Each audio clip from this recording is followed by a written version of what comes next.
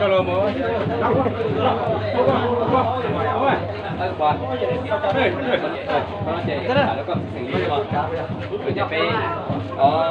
chúng ta cảm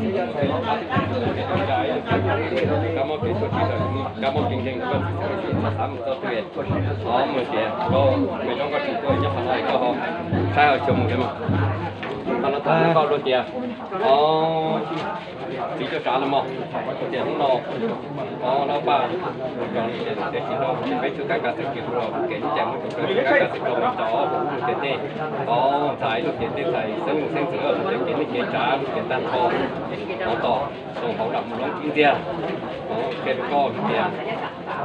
thì cho trái có họ tôi sợ chua rồi là nói kia cho cái là họ chỉ sinh được cái trả thì lon kia họ mới làm không đâu là cái chuyện sống mà nhất nói chị cái họ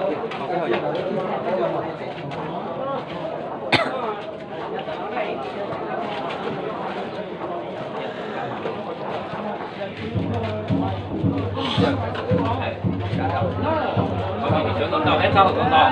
hôm nay do hồng long mà cái chiến tranh là nó thường đấy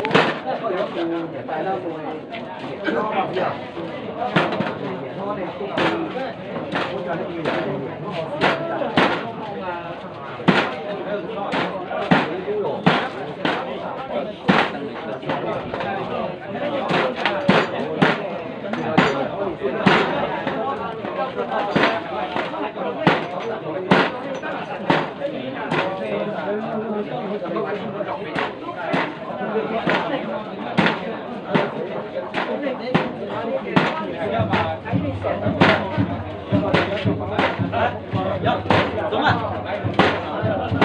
Cái gì nó lại cho phải?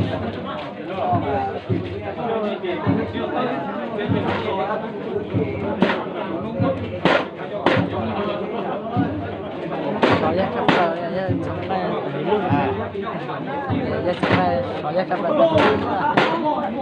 chênh rồi, khả năng đó, giỏi tới,